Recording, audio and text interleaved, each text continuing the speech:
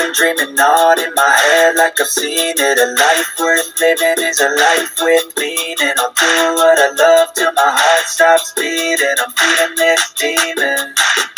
Got a taste, can't erase bitterness in my face. Work a job every day till your dreams fade away. Like a card, never change. Play the game that we say. I need a break. Hi guys! Muli ito si Ate Yoli ay nagbabalik po sa inyo. Magandang umaga at magandang tanghali at magandang gabi. Saan man po tayong dako ng mundo, mapa-Pilipinas man po tayo or mapa-ibang bansa, nawa po ay nasa mabuting kalagayan po tayong lahat at walang anumang karamdaman sa ating mga katawan. Lalong-lalo na guys, ang ating mga kapwa OFW, mag-ingat po kayo kahit saan man bansa po kayo, mag-ingat po tayo dahil may mga mahal po tayo sa buhay na naghihintay po sa atin sa Pilipinas. Ganon din po ang ating mga mami, mga daddy, ate, kuya, tito, tita, lola at lola, mag-ingat po kayo dahil po iba po ang tayo po ay laging malusog. Di po ba? Sa araw na ito ay wala po tayong ibang bibigyan ng reaction kundi ito po ang maglangga na grabe guys. Ang pakilig at sa sobrang kilig ay ewan na lang anong nangyari sa kanilang dalawa.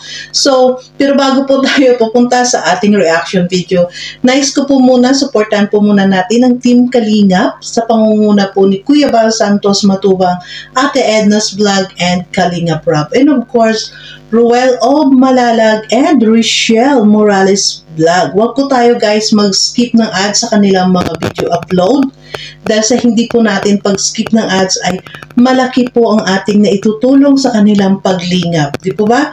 At ganoon din po makisuyo na rin si Ate Yoli's Vlog. Sa mga hindi pa po nakapag-subscribe kay Ate Yoli's Vlog, please do subscribe my channel Ate Yoli's Vlog at pa-click na rin po guys ang inyong notification bell na sa bawat video upload po natin ay ma-notify din po kayo. Diba?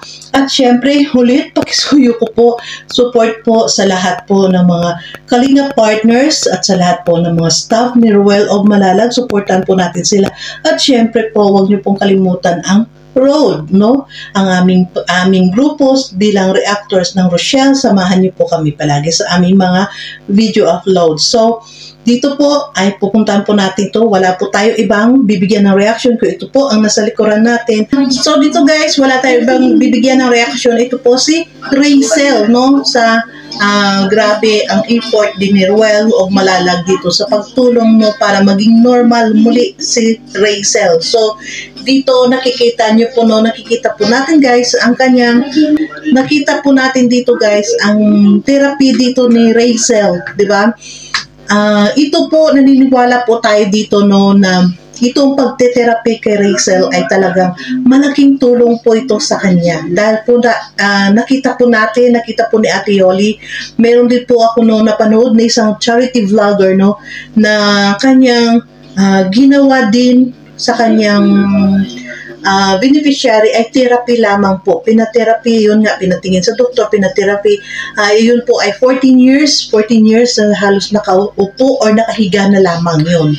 No? At halos nakita natin yun ay gumagapang, no, para pupunta o kukuha ng pagkain. So, ganito din ang hindi po nagkalayo dito sa nangyari kay Rachel. No, napakaganda dahil ito si Ruel of Malalag ay talagang grabe at nakita natin ang concern ni Ruel of Malalag dito kay Rachel, no, na darating hindi malayo ito guys na si Rachel ay babalik po talaga sa pagiging normal dahil una nakita natin ang mga sign na yun nga na nakaraan ng unang therapy sa kanya ay natayo na siya, no, nakatayo na siya, na may sinend na siya kay Ruel ng mga pictures, di ba? At dito sa kanyang therapy at ayon na rin dito sa nagtitherapy sa kanya kay ate ay mismo daw si Rachel ay gumagawa ng pamaraanan, tumutulong sa sarili niya, no? Tumutulong siya sa kanyang sarili para po bumalik talaga siya sa normal. At napakalaki po ang tawag nito, napakalaking tulong para kay Rachel, napakalaking tulong para kay Rachel kung siya ay babalik sa normal, makatayo ng maayos, makalakad ng maayos, makagalaw ng maayos, lalong-lalo na syempre po ay babae po yun, no? At saka syempre yung magulang ay magkaroon na rin ng sariling pamilya, need po talaga niya na magiging normal. At ito, malaking pasalamat natin, may isang Ruel of Malalag na talagang matyaga, no, na magpapatherapy kay Rachel, at ganoon din syempre nagpapasalamat tayo sa mga sponsors na siya din po ay tumutulong kay Ruel of Malalag, no, para sa pagbayad sa therapy ni Rachel. Malaking tulong po yun sa isang charity vlogger na pero mga sponsors, di po ba? At grabe guys, no, nakita natin talagang ilang taon to si Rachel na nagtiis sa ganyang sitwasyon niya, no. Tiniis niya dahil nakita naman natin sa mga vlog nila ni Ruel ay wala po siyang hiningi kay Ruel kundi ang ma-therapy siya, di ba? Wow, ano to, dumating ang kanyang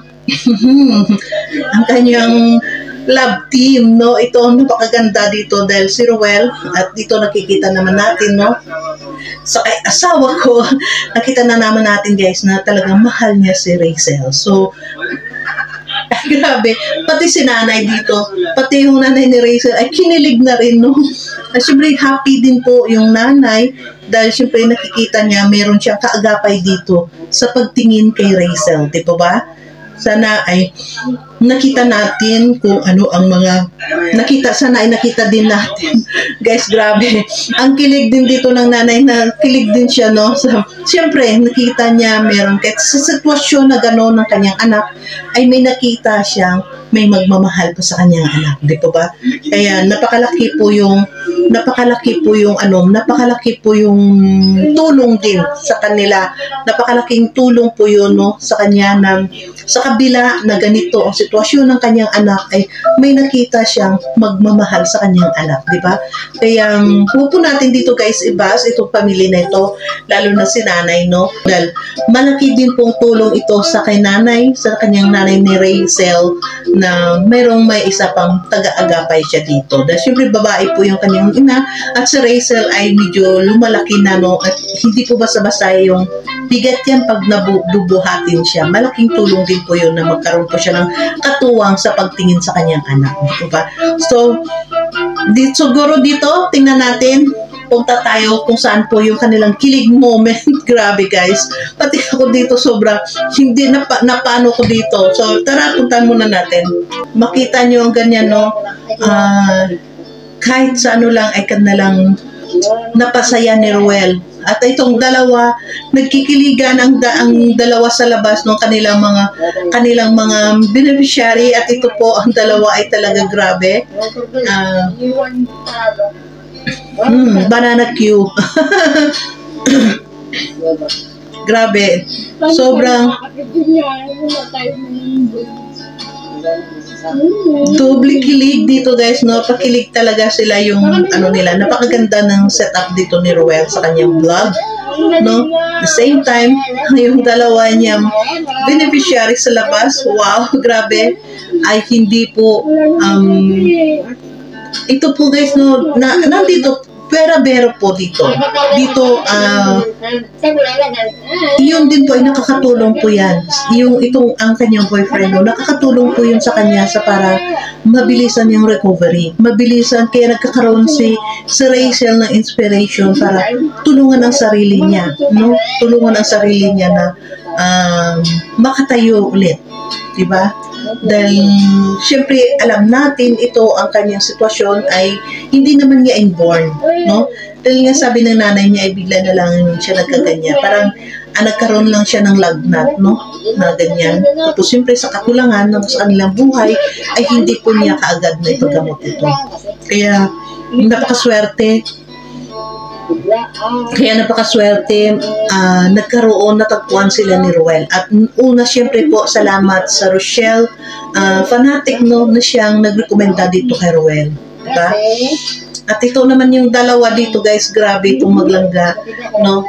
Sila ay talagang ginagawa din ni Ruel at ni Rochelle, no, na mapasaya, mabigyan ng kasayahan si Rachel, diba?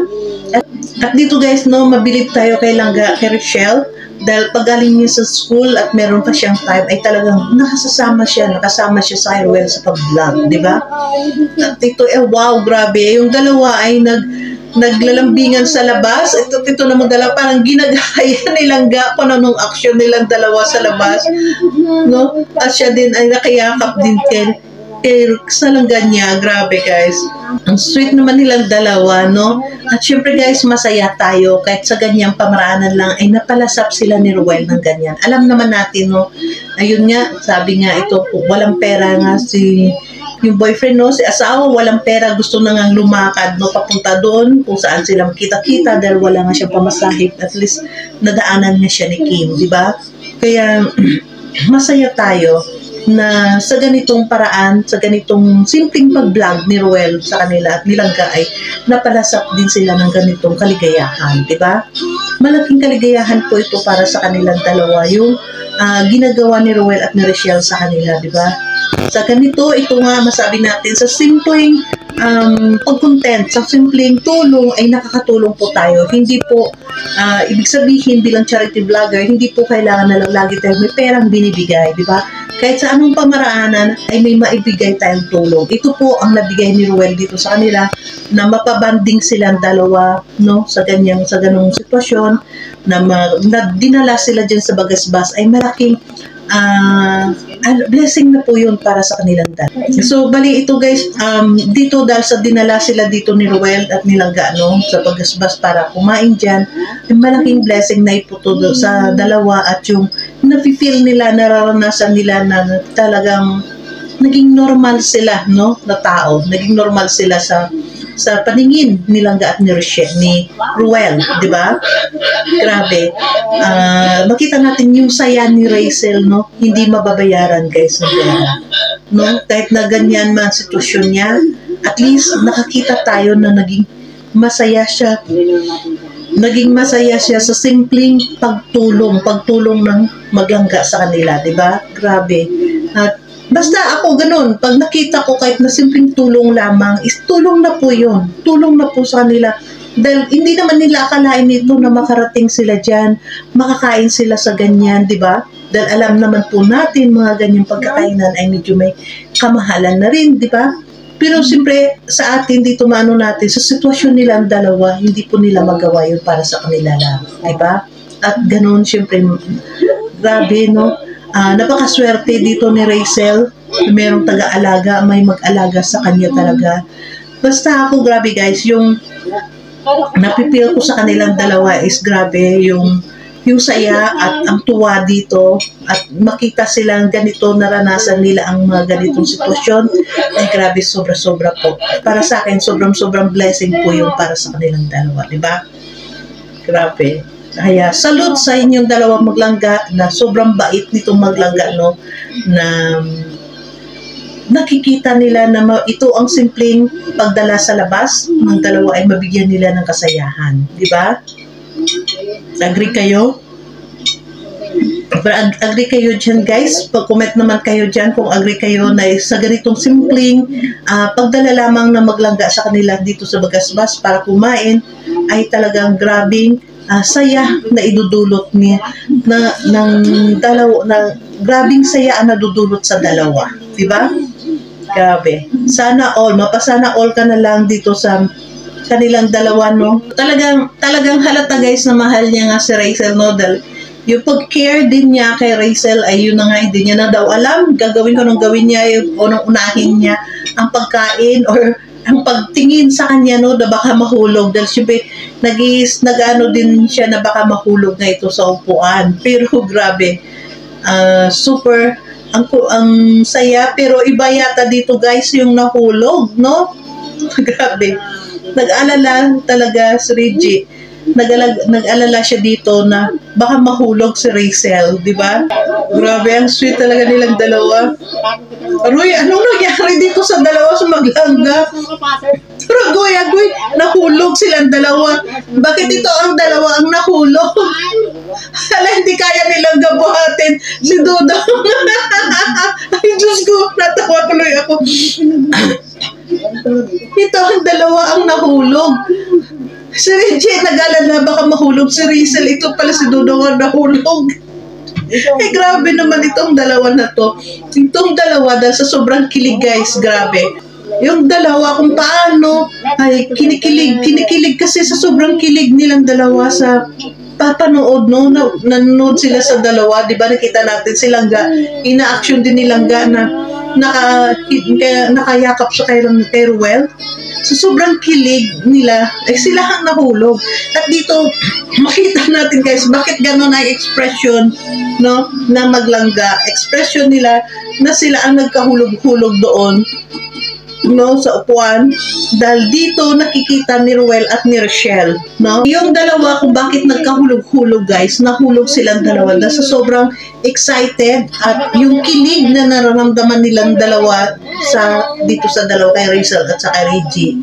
Nakikita dito, alam mo kung bakit?